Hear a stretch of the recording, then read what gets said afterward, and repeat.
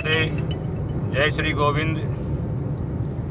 आज बीकानेर की यात्रा की ओर जा रहे हैं और अभी रास्ते में किसी भक्त का फ़ोन आया, वो एकादशी की समस्या लेकर के। महाराज, आप लोगों ने ये क्या कर रखा है? ये वैष्णव और स्मार्ट करके 2 दिन आपने एकादशी दे दी, हम कौन सी करें कौन सी नहीं करें।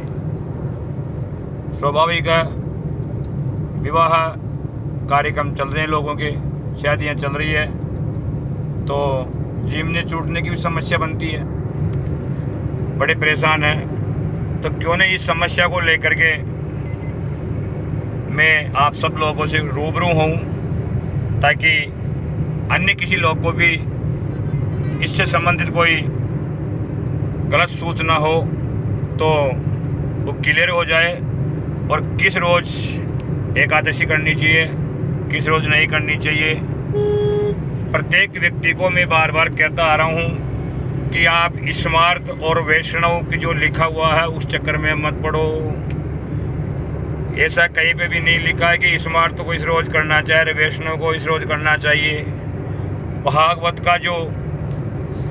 भागवत ने आप सब लोगों ने सुना भी होगा, जाना भी होगा। श्रीमद् भागवत के 9वें स्कंद के अंदर 4था अध्याय और 29वां श्लोक ये दर्शाता है कि महाराज अम्बरीश ने द्वादशी युक्त एकादशी का व्रत उपवास करके परम पद को प्राप्त किया, भगवत की भक्ति प्राप्त की। अतः आपको द्वादशी से युक्त जो एकादशी है उसी का उपवास करके त्रयोदशी में पालना खोलना चाहिए। लिखा गया है, जो कूर्म पुराण है उसमें एक जगह पढ़ने को मिला मेरे को कि अर्धरात्यामति क्रम्य दशमी दर्शते यदि, यानी अर्धरात्रि के उपरांत अगर दशमी तिथि रहती है और बाद में एकादशी आती है, तदा एकादशीम त्यक्त्वा द्वादशी समुपोषयेत, यानी ऐसी एकादशी को छोड़ करके द्वादशी में जा करके व्रत उपवास करना चाहिए। और ब्रह्म वैवर्त पुराण के अंदर भी देखने को मिलता है।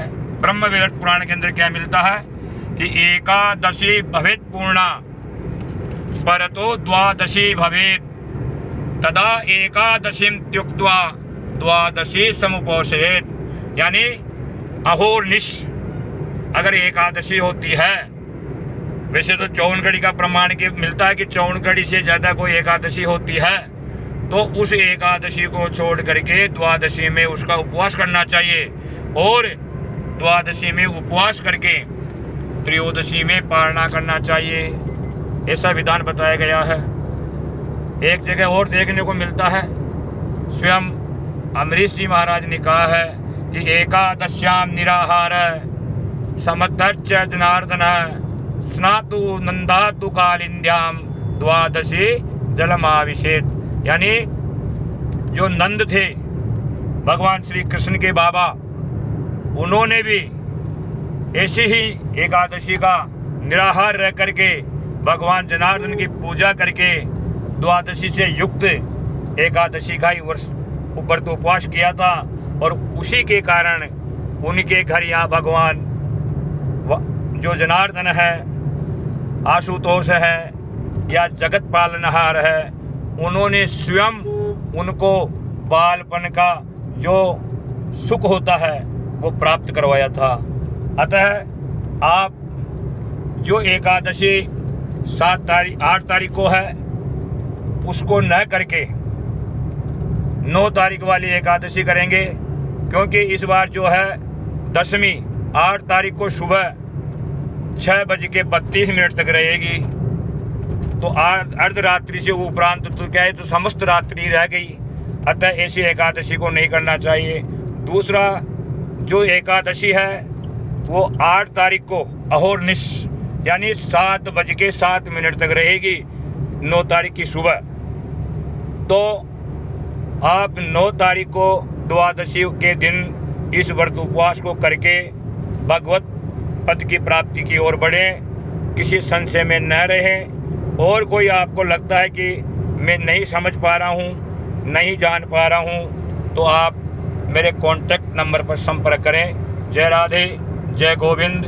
मैं अभी बीकानेर जा रहा हूँ। मेरा संपर्क सूत्र आपके साथ है, आप जहाँ चाहो मेरे से संपर्क कर सकते हो।